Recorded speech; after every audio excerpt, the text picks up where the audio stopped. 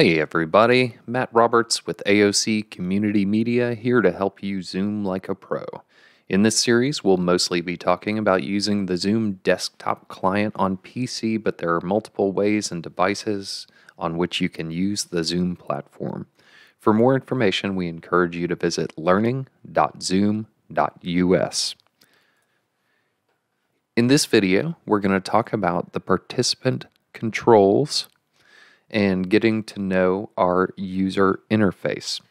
So, in the user interface, the little shield at the top, you can click on that for Zoom information to copy the link to invite people, for instance. Down at the bottom, you'll have your participant interface.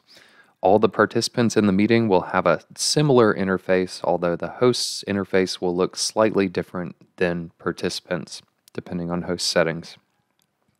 We'll start with the mute and unmute your mic button down here. If you click on that, it will mute your mic in the Zoom meeting so that the participants cannot hear you. You click it again, the red line disappears, and you'll be able to speak to your participants and they'll be able to hear you again. Here we have the option to start video or stop video. If I start video, you can see my little office buddy, my little desk robot, and I can click that button again to get rid of the camera or close the camera, and then my name will be displayed.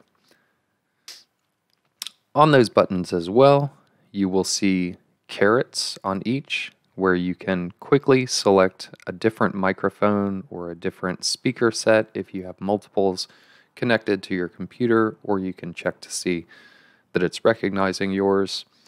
You can also go into the settings to test your speaker and microphone, or leave computer audio and join with a phone, for instance, or just go into the audio settings.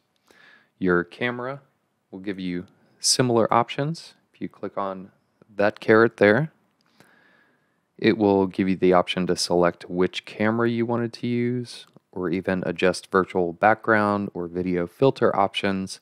Again, depending on your account type, you may or may not have those options. Or you can access the more in-depth video settings in the settings menu. Next, in our participant interface, we have security options. These are for the host to use or anyone the host has enabled. From here, the host can choose to lock the meeting, so keep anyone from entering the meeting. Enable the waiting room so that people can be kept in a waiting room until the host admits them. Hide profile pictures, and allow participants to share screen, chat, rename themselves, unmute themselves, or start their video.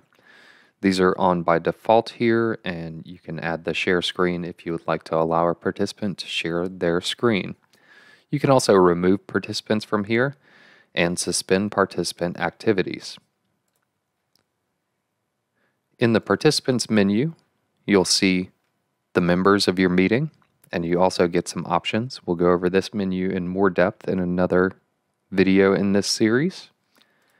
You can also quickly access the invite information from here, including copying the invite link or emailing from your preferred email app. You also have share screen options. Again, we'll go over that in more detail in a future video, but you can also quickly from here change multiple participants can share simultaneously or have it set to one participant sharing at a time, and access the deeper menu options for advanced sharing. Next to the share screen button, we have the record button, which enables the host or anyone the host has allowed to begin recording the meeting. Recording in progress. As you can hear, the Zoom interface lets meeting participants know that the meeting's being recorded, including with an icon at the top of the screen to indicate that it's recording. The host and participants enabled to record by the host can pause or stop the recording. This recording is happening locally and not in the cloud by default. Recording stopped. When you pause the recording, it enables you to continue recording at a later time. Recording in progress. When you're done recording, you can stop recording. Recording stopped. And you'll note that Zoom says the recorded file will be converted to MP4 when the meeting ends. It's important to note that you should wait through the progress screen at the end of the meeting while Zoom converts the meeting. Any sudden end to the meeting or network connection could cause your file to become corrupted.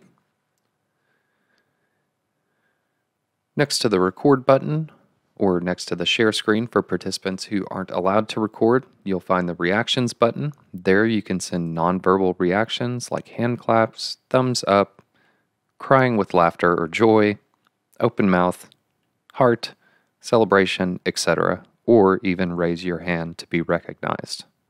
Zoom has added the ability to add on other apps, and you would access them by clicking on this button. Way over in the right-hand side of the interface, you'll find the End button or the Leave button, depending on if you're the host or a participant. When you click the End button, it will prompt you to end the meeting for all, or simply leave the meeting, allowing the other participants to stay in the meeting.